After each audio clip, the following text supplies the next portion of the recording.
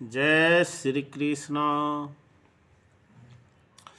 इह ये बात जित सर्गाय साम साम्ये स्थितं मन निर्दोषं हि सममं ब्रह्म तस्मात् ब्राह्मणी ते स्थिता।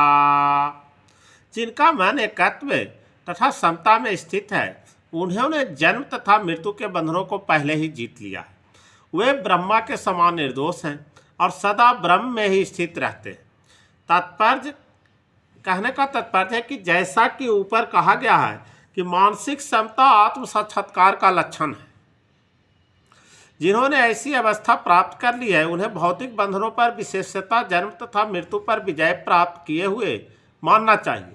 जब तक मनुष्य शरीर के आत्मस्वरूप मानता है, वो बद्ध जीव माना जाता है, किंतु ज्यों ही वह आत्म साक्षात्कार द्वारा समचित्तता की अवस्था को प्राप्त कर लेता है, वह बद्ध जीवन से मुक्त हो जाता है। तो दूसरे शब्दों में इसे इस भौतिक जगत में जन्म नहीं लेना पड़ता, अपितु अपने मृत्यु के बाद वो आध्यात्मिक लोक को जाता है और भगवान निर्दोष है, क्योंकि वे आसक्ति अथवा घृणा से रहित है।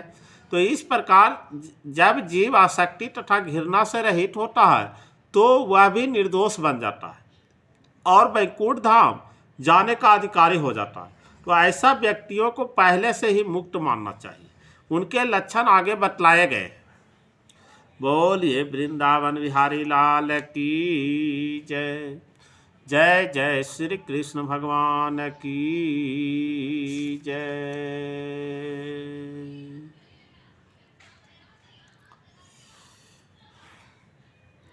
न परिहस्यतं प्रियं प्राप्य उदेजेत प्राप्य च अप्रियं स्थिर बुद्धि असमूर ब्रह्मविते ब्राह्मण स्थित है। जो न तो प्रिय वस्तु को पाकर हर्षित होता और न प्रिय को पाकर विचलित होता है, जो स्थिर बुद्धि है, जो मोह रहित है और भगवत विद्या को जानने वाला है, वह पहले से ही ब्रह्म में स्थित रहता है। कहने का तात्पर्य कि यहाँ पर स्वरूप प्रसिद्ध व्यक्ति को लक्षण दिए गए हैं। पहला लक्षण यह है कि उसमें शरीर और आत्म तत्व को तदात्म का भ्रम नहीं रहता।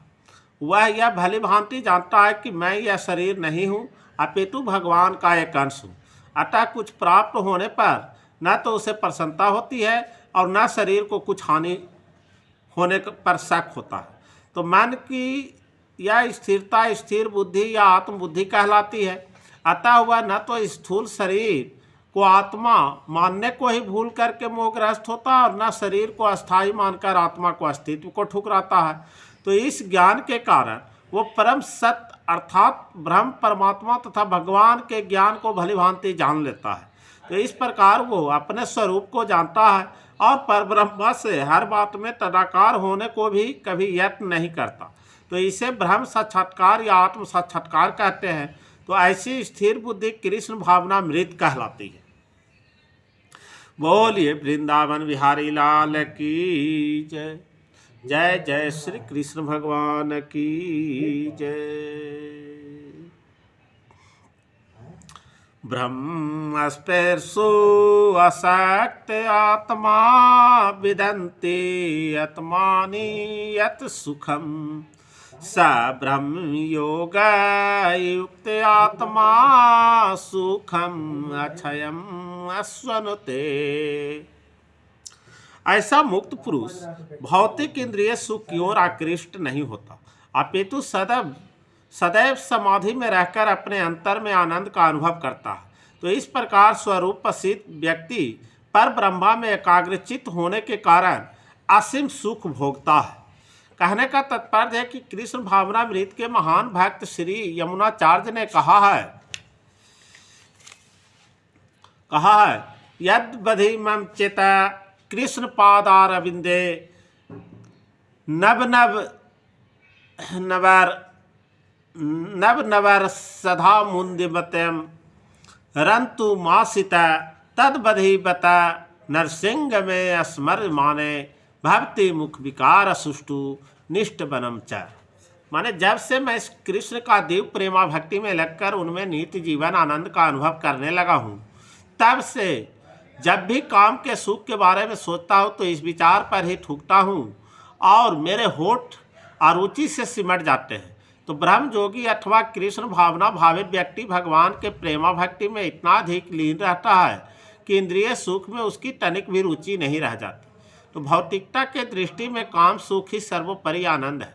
तो सारा संसार उसी के वशीभूत है और भौतिकवादी लोग तो इस प्रोत्साहन के बिना कोई कार्य ही नहीं कर सकते। किंतु कृष्ण भावनामृत में लोग लीन व्यक्ति काम सुख के बिना ही उत्साहपूर्वक अपनी कार्य करता रहता है।